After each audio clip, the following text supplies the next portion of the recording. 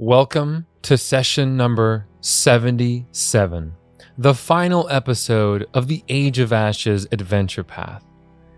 If I'm telling you how the story went down in this format, that's probably because, yep, you guessed it, there were technical difficulties in the final episode.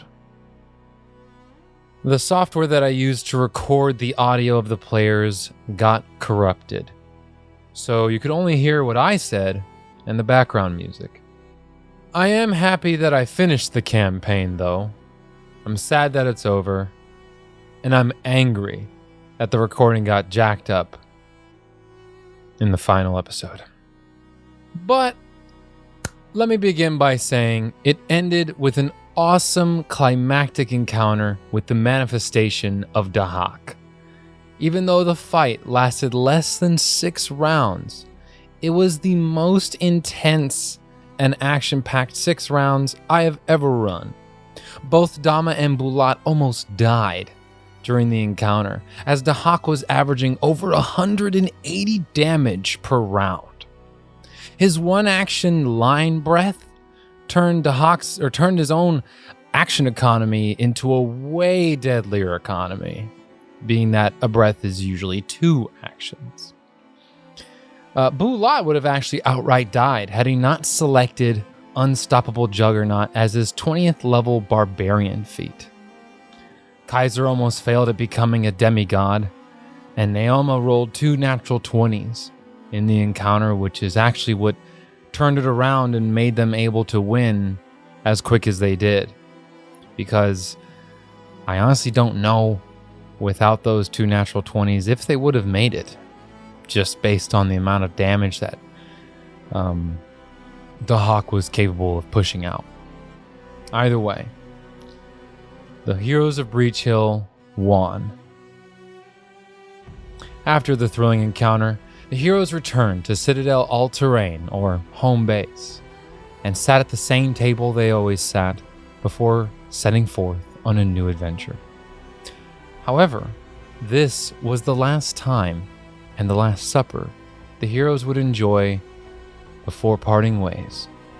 Naoma sought out Cradalai and Islara so that they could travel the world until they were ready to settle down. Dama is now beset with a quest to turn on the country he once called home with the aid of a fallen hero, Maximus Velusor.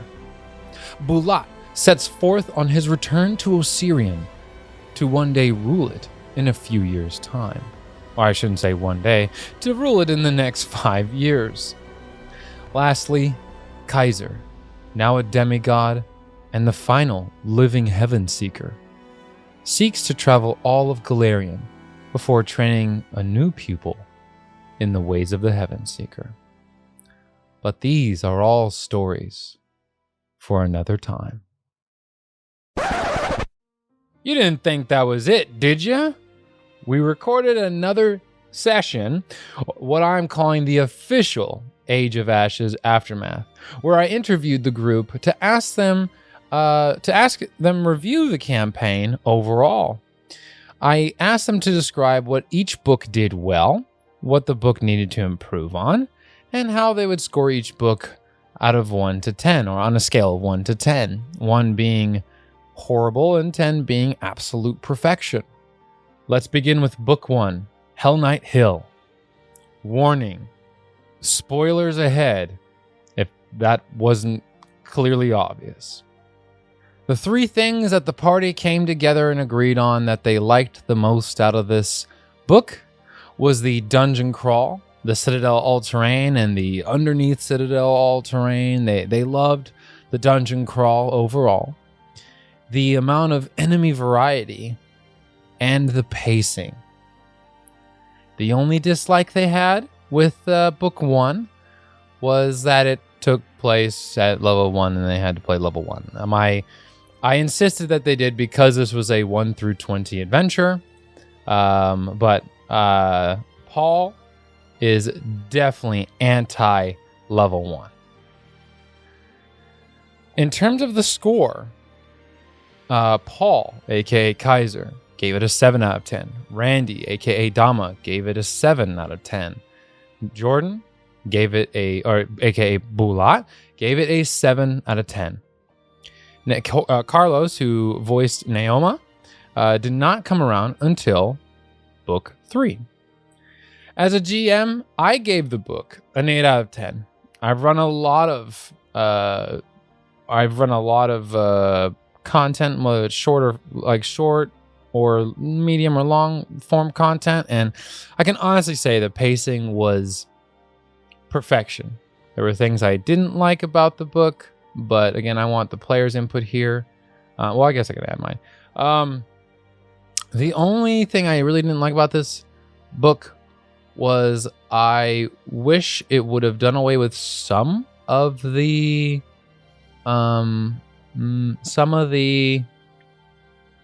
number of encounters and switched in a little more social encounters. But that's really about the only complaint I have. Again, it's an 8 out of 10. It's not perfection, but it's pretty damn good. So, either way, that's book 1. Book 2, Cult of Cinders. The 3 things my players came together and agreed that they liked from this book was the Hexploration and how it was handled, especially given the fact that Hexploration did not yet exist as an ironed out system during the development of Age of Ashes. For those that don't know, Age of Ashes was designed during the system's creation of Pathfinder, during Pathfinder 2nd Edition's creation, so not everything was fully ironed out. So given that, wonderful. The social encounters, Akravel. Awesome. All the players loved Akravel. And last but not least, Erhard Pendergast. They loved the they kind of drew the I think it was Gaston from Tarzan. They drew the parallels between those two characters, and they loved the idea of this douchebag hunter who didn't care about anyone else and was just in it for the trophy life. So the only dislike that the players had from and I would say even me, I agree with this too, was the massive camp or the massive camps or the massive camp for, I think it was the Purple Pillar. Either way, just ridiculously like it just seemed unrealistic that, or it was very easy to trigger the alarms, which it should be at a big camp like that, but those very for level 6 characters, level 7 characters, kind of rough. Either way, scores: Paul with a solid 8, Randy 9 out of 10, a 9 out of 10, and Jordan a 9 out of 10. And me, I gave this book a 7 out of 10. My solution for why this was a 7 and how to fix that, I think that the players that don't like Hexploration, because it can bog down. It was written really well, but it can bog down. If the players aren't super into it, and we had it was kind of half and half in terms of like people that really liked the Hexploration, people were like, Hexploration, whatever. I would say make it so that the pillars, the amount of pillars, dictate bonuses the enemies in the Dahak's temple have, so that players that want to take the risk and go against a more difficult temple because they don't want to diffuse or destroy as many pillars should have that option. So if they want to get there sooner, they can, or they want to take on the Dahak temple sooner, they have that option. Book 3, Tomorrow Must Burn. The players all decided 4 positives. Couldn't even stick with 3 anymore. Going off the belt. Book 3, pacing. Fantastic. 2, the twist into a serious tone. The quarry encounter. And the boars that kept hunting down Dama and Naoma. Those were just the rolls on all that fun stuff, and it seemed like they didn't like elves or they didn't like tieflings. It was a running joke. It was pretty funny. But so dislike Naoma and Dama, dislike the boars. But that's because Randy and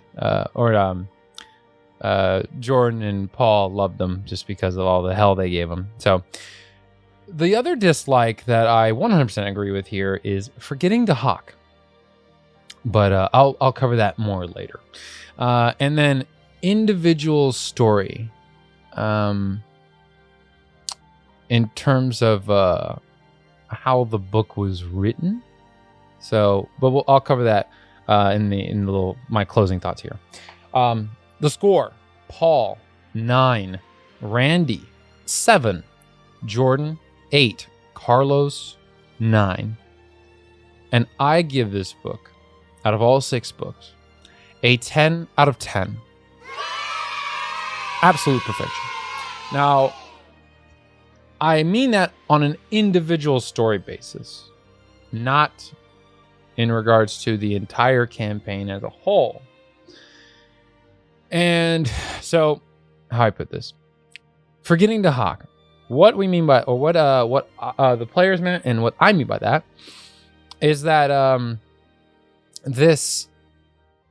the campaign overall, I feel like it struggled to bind the Scarlet Triad and Dahak together in a way that made sense for everyone to just be on board.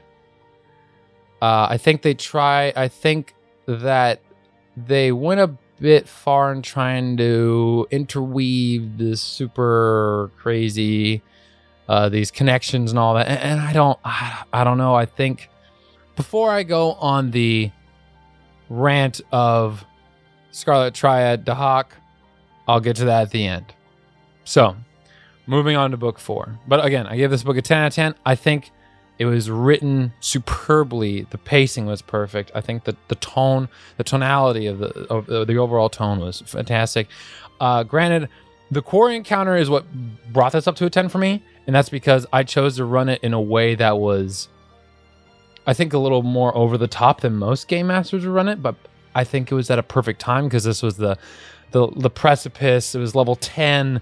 This is where most campaigns, most players stop playing. Maybe they get to level 12, maybe 13. Like, you'll ask some people, oh, yeah, I played a campaign all the way to level 14. It was like, but I knew we were committed to the story. I knew that we were committed to the campaign. And so I wanted the quarry encounter to be that defining moment where, you know, boys turn to men and girls turn to women. Granted, we didn't have any female characters, but you know what I mean? It's what brought you to that next stage of being an adventurer. And that quarry encounter was doozy. Either way, 10 out of 10. But again, partially biased due to how I chose to run some of the content. Book 4, Fires of the Haunted City. The 4 things my players came up with that they agreed on was that they really felt the fear within the city of Sagorak. They loved Sagorak. 2, they actually really liked the quest system and building up reputation among the guilds in Kovlar. 3, the exploration. The fact that they had to explore the areas around in order to acquire reputation with the guilds. They actually really like that. And 4th, Cradalai. Granted, my players decided to turn Cradalai into a friendly NPC or a friend. So, again, slightly biased there. The dislikes my players had for book number 4 was forgetting Dahak. Again, I'll come back to that later. 2, Sagorak. As much as they enjoyed the fear of Sagorak, they felt like Sagorak dragged on for a bit too long. But nothing crazy. But they felt like it dragged a little bit. So, scores. Paul, 5. He did not like book 4 all too much. He thought it was pretty average. Randy, 6. Liked it, so Gorak really dragged it down that much for him. Jordan, 7. Carlos, 7. And my score, 4.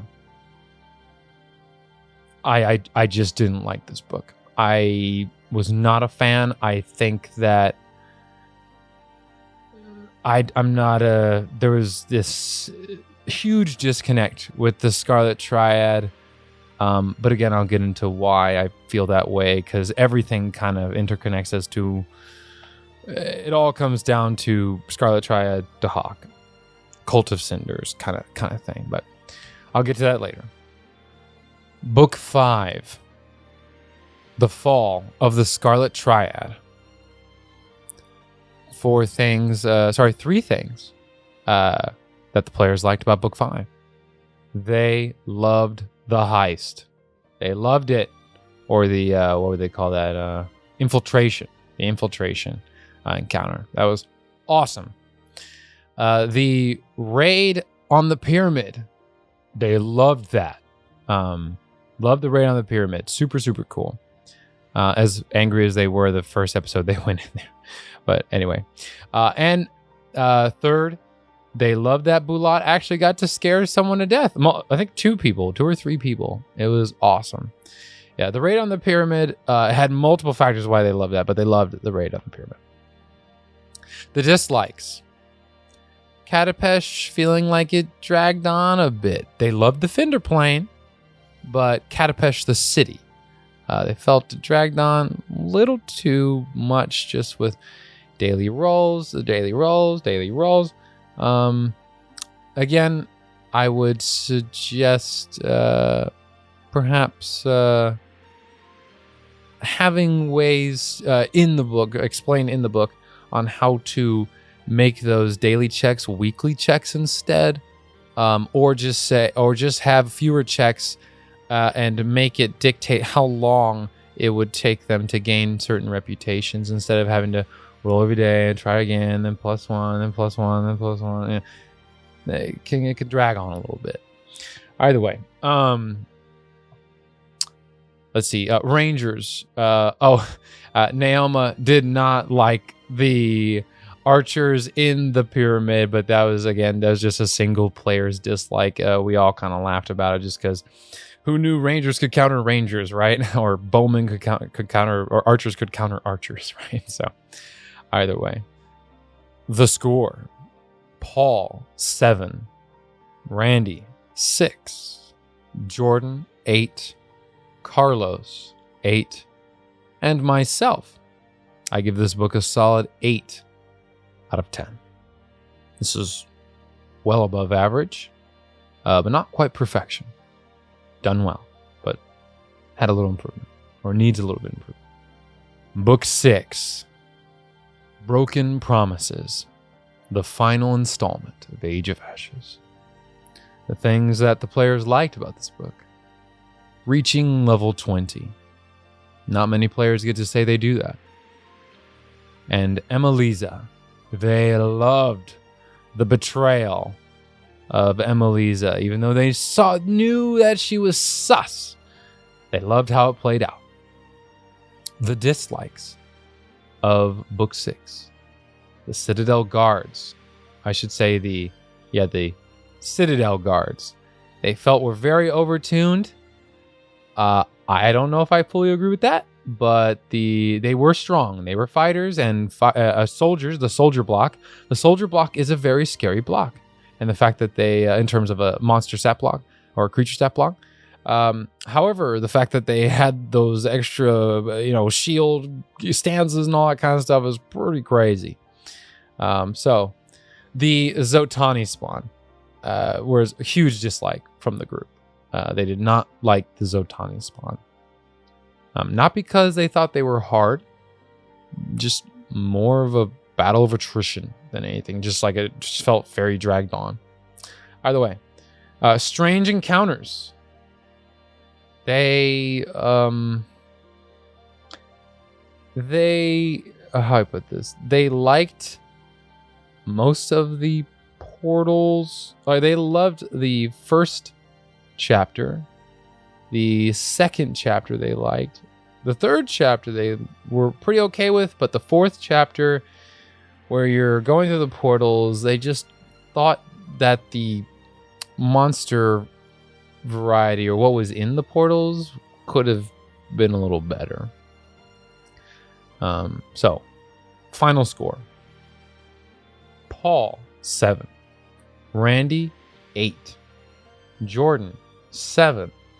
Carlos, 9. And I gave this book a 7 out of 10. The Zotani spawn, cool idea. I just don't think that they added a lot of value because of their regeneration rate and all the thousands of the hundreds of resistances they had. It just kind of dragged things on a bit. Now, granted, I really think that the Zotani spawn would have been more enjoyable. I think that was really more based on my party's composition, so it felt dragged out to me, but I knew that was because of the party composition. Had Ryzor been able to like stick around and they had some sort of like ice spell slinger or something, like that would have been a totally different fight, and it would have been, a chance for like someone like Ryzor to show off. But the party comp being 3 martial characters and a cleric, or I should say an oracle, diviner throughout the campaign, a diviner, made it very difficult. But again, that's the player's choice and something I had to live with just based on how they wanted to design their party composition. But the strange encounters, I kind of have to agree. I would have rather faced stat increased, like twisted memories of things they encountered.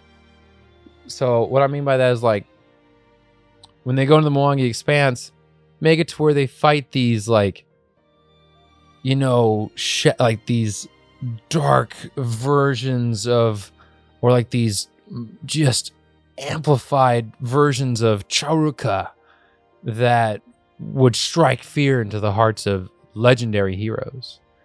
When you go into book 3, make it to where they encounter a dark version of, maybe some impactful, some of the impactful Scarlet Triad members they fought, like maybe Laszlo again, like some of the quarry encounters, like some of those crazy, and make some amplified versions of those. When they go through the Kovlar, make it so where they fight like a shadow or like a dark dwarf or something. Just make it these like twisted reflections of where they've been, because call it a cop out, or the cliche poetic, but there's a reason why there's callbacks and references in movies. It's because it makes you feel like or in movies and in series in general, it's because it shows you where you were and how far you've come, especially in a campaign, a full-blown campaign from level 1 to 20. Looking back on everything you've done, especially through through combat, is a really great storytelling mechanic that I think they could have capitalized on, and why I think it kind of failed, especially or at least I felt like it failed and didn't do as well as it could have. I think but either way. Anyway, that is book 6. Now for my final thoughts.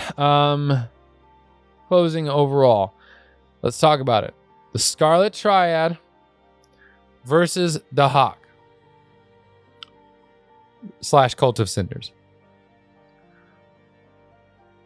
I think that the disconnect there could have been resolved by making it so that in either book 3 or book 4, you find out that book 3 actually, just book 3, you find out that the slaves that the Scarlet Triad is capturing are being sent to an unknown destination or a destination or somewhere. They're being forwarded or transported to the Cult of Cinders.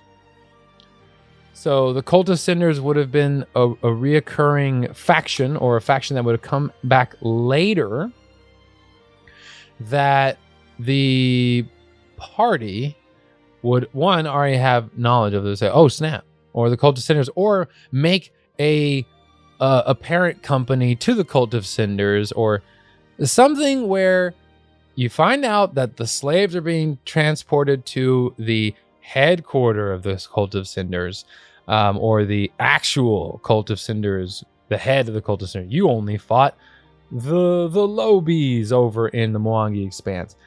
And come to find out that there's this more powerful, like there's actually a more powerful branch of the Cult of Cinders, and that they're using the classic old human sacrifices to empower Dahak, and Dahak siphons out the souls of the innocent, or he takes the innocent soul and empowers them, or whatever needed to happen, to where the slaves that the Scarlet Triad were taking were being sent or being used by the Cult of Cinders to empower Dahak through some soul occult ritual or some bullshit.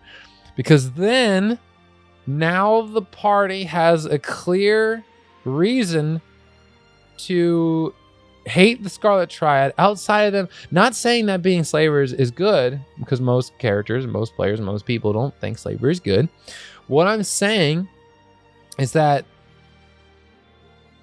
the only reason after book 3 to push forward is like, oh, well, they're Scarlet Triad, and Scarlet Triad, we found out how bad they were in book 3, so now we gotta go. Okay, well, you're in book 4. Well, there's more remnants of the Scarlet Triad. Oh, well, actually, they're the more powerful members. Well, how many? Oh, well, 1. Oh. Okay, well. Okay, cool, we got her. Now we go through the portal. Book 5. Fall of the Scarlet Triad. Well, we're here in Catapish, which we found out about in book 3, which I think was too early in my opinion. But hey, we're in Catapish. Okay. Well, you need to figure out a way to oust them out of the city. Okay, so we need to find out how to oust a slavers organization in a city where slavery is legal.